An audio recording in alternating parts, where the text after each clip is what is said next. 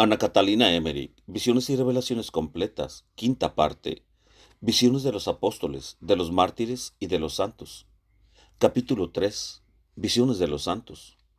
6. La Beata Magdalena de Hadamar. El 19 de enero del año 1820, el peregrino presentó a Ana Catalina una reliquia de esta santa estigmatizada, y ella dijo: ¿Qué debo hacer con este vestido tan largo? No puedo llegar hasta esta monjita. Está demasiado distante de mí.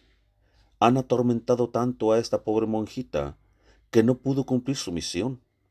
La han hecho morir antes de que pudiera realizarla. He visto a la pequeña Magdalena, a la cual pertenece este hábito, en el cementerio del convento, en un ángulo del cual se encuentra un pequeño osario. Cerca, en el muro, se veían las estaciones del Vía Crucis, y en el nicho del osario la imagen del Salvador llevando la cruz. Delante del edificio había una planta de sauco y una especie de cerco de nogales. Sobre la plazoleta, que se extendía cerca, habían depositado una gran cantidad de trabajos no terminados, paños no cosidos completamente, bordados y cosas semejantes. Me he puesto alegremente a trabajar.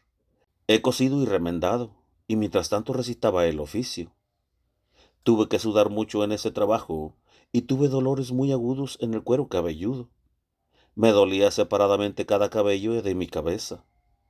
Conocí muy bien el significado de aquel trabajo y el de cada uno de los objetos que me rodeaban y que debía trabajar. Junto al sauco, en un rinconcito tranquilo, verdaderamente agradable, la pequeña Magdalena se había abandonado demasiado al gusto de la piedad y se había descuidado, dejando incompletos varios trabajos para los pobres. Cuando al fin me hube desocupado de tanto que hacer, me metí en aquella casucha delante de un armario, donde Magdalena se me presentó dándome las gracias, con semblante muy alegre, como si desde tiempo atrás no hubiese visto a nadie. Abrió el armario y vio allí unidos todos los bocados de los que se había privado en favor de los pobres. Me dio las gracias por haber yo limpiado aquel lugar y terminado los trabajos. Aquí, en la vida terrena, no se puede hacer en una hora, dijo ella, lo que allá, en la otra vida, no se podrá compensar. Me prometió ropas para mis niños pobres. Dijo que había tomado sobre sí demasiadas tareas, por exceso de buen corazón y de benevolencia, de modo que tuvo luego que descuidar e interrumpir varias cosas. Me enseñó que el orden y la discreción son necesarios aún en los padecimientos. De otro modo nace confusión y desorden. No era alta, pero sí muy delgada de cuerpo. El rostro era lleno y florido. Me mostró la casa de sus padres y me indicó también la puerta por donde salió para ir al convento. Vi enseguida muchos cuadros de su vida en el mismo convento.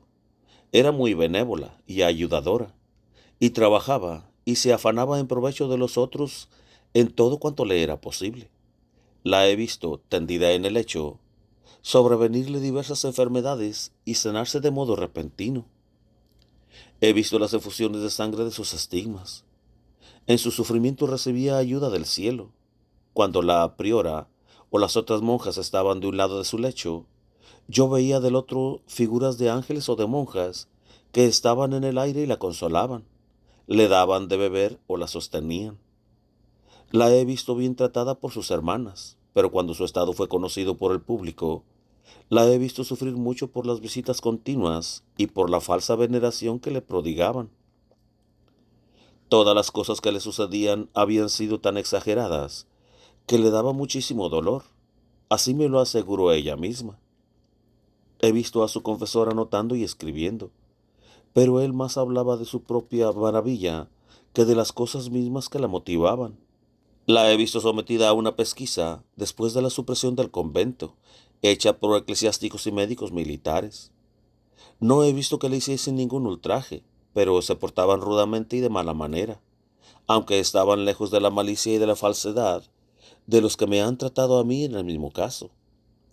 La atormentaban especialmente con pretender que comiese, y así tuvo que padecer frecuentes vómitos. Desde niña se había acostumbrado a las privaciones y la abstinencia. Sus padres eran de pobre condición, pero muy piadosos. Su madre le decía en sus primeros años, cuando comía o bebía: ahora, prívate de este bocado o de ese trago en favor de los pobres o de las ánimas del purgatorio. De este modo le había inculcado la abstinencia y el espíritu de mortificación. Los eclesiásticos en la última investigación habían dejado hacer todo a los médicos y se mantenían muy fríos con ella. Ella tuvo cosas muy maravillosas, pero era demasiado conocida. Murió muy temprano, se había angustiado mucho internamente, y todas estas penas sofocadas y reprimidas obraron de tal modo que le abreviaron la vida. He visto su muerte, no las ceremonias y circunstancias de su sepultura y el trato de su cadáver, sino que he visto el alma cuando partía dejando el cuerpo inerte. Cuando más tarde el peregrino le trajo de nuevo el pañito con sangre de la estigmatizada, Ana Catalina exclamó: «Ah, ¿estás aquí, querida mía? Oh, cuán lista es, ayudadora, benévola y amable». Permaneció algún tiempo silenciosa y añadió: «¿Por qué Jesús dijo a la Magdalena: mujer, ¿por qué lloras?» Yo sé por qué. Mi esposo celestial me lo dijo. Magdalena lo había buscado con tanta ansia y con tanto ardor inquieto, y cuando lo encontró, lo tomó por el jardinero. Por eso le dijo: mujer, ¿por qué lloras? Pero cuando ella exclamó: Maestro, y lo reconoció, entonces él le dijo: María. Según el modo como buscamos a Dios, así lo encontramos. Así lo vi también con esta mi Magdalena. La he visto yacer en una oscura estancia y llegar a ella muchas personas, las que la querían examinar y preguntar. Eran groseros en su modo de tratar, pero no tan malos como los que vinieron a verme a mí con el mismo fin. Le hablaron de un clíster, y este lenguaje le causó tanta molestia y lo recibió de tan ingrata manera que cayó en intensa pesadumbre. Cuando se redujo a mayor sujeción, nada le aconteció de lo que temía. He visto este cuadro cuando estaba cerca de la ventana que daba al jardín. Había tenido este desagradable incidente por haber dudado encontrar a su celestial esposo, que estaba junto a ella. Magdalena me debe aún las ropas prometidas para mis pobres.